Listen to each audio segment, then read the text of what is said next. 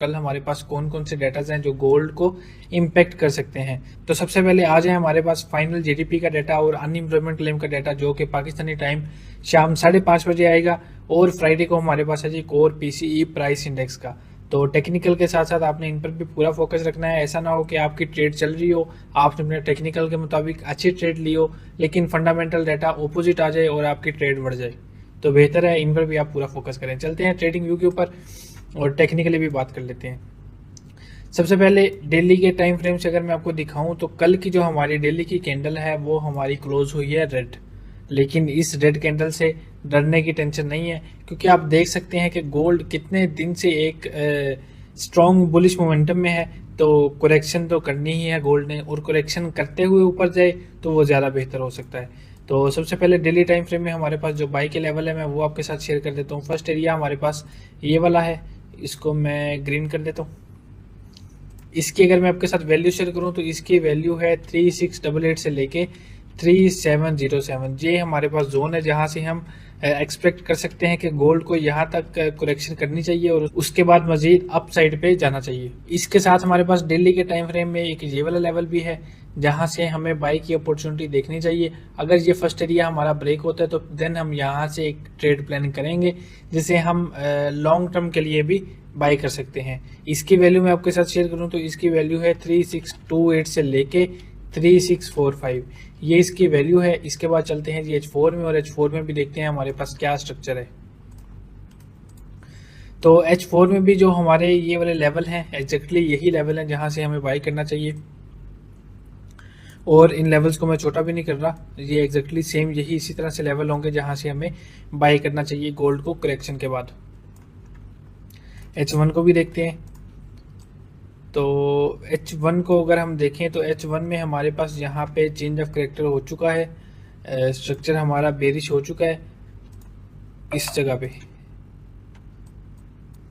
ये हमारे पास एक सेलिंग एरिया है, यहाँ पे गोल्ड आता है तो हम एक सेल की अपॉर्चुनिटी देख सकते हैं।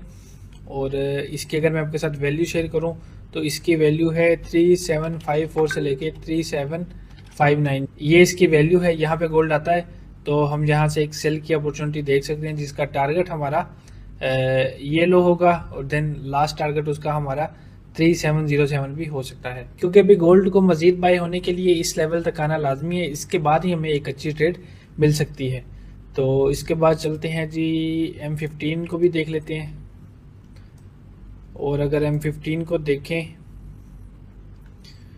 तो M15 में भी हमारे पास ये एक लेवल है, और इसके अलावा अगर मैं आपके साथ एक लेवल शेयर करूं तो वो हमें 5 मिनट में मिलेगा। 5 मिनट के लेवल भी मैं आपके साथ शेयर कर दूंगा, क्योंकि समटाइम ऐसा होता है कि मैं आपको H1 H4 का लेवल बता देता हूं और वो लेवल टैप नहीं होता और आप लोगों को ट्रेड ही नहीं मिलती। तो छोटे टाइम फ्रेम को भी साथ में लाजमी देखते हैं, क्योंकि अभी लंदन सेशन भी ओपन होने वाला है, तो इसको भी लाजमी देख लेते हैं। अभी अगर मैं आपके साथ एक सेलिंग एरिया शेयर करूं तो वो हमारे पास है जी ये वाला। इसकी अगर मैं आपके साथ वैल्यू शेयर करूं तो इसकी वैल्यू है 3744 से लेके 3745, तकरीबन 12-15 पिप का ये जोन है। यहाँ पे आता है गोल्ड तो आप एक छोटे रिस्क के साथ यहाँ से सेल की अपॉर्चुनिटी देख सकते हो, जिसका टारगेट हमारा कुछ इस तरह से होगा।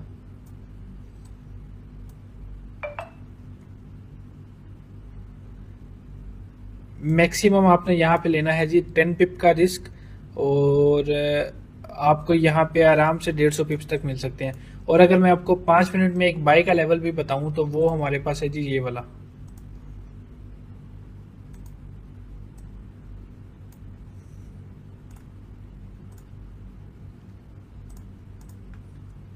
इसकी अगर मैं आपके साथ वैल्यू शेयर करूं तो इसकी वैल्यू है 3726 से लेके 3727, ये भी तकरीबन छोटा सा जोन है, 10-15 पिप का, इससे ज़्यादा नहीं है। यहाँ पे भी अगर आप ट्रेड करना चाहें तो आप यहाँ पे कर सकते हैं। आर आपका कुछ इस तरह से होगा,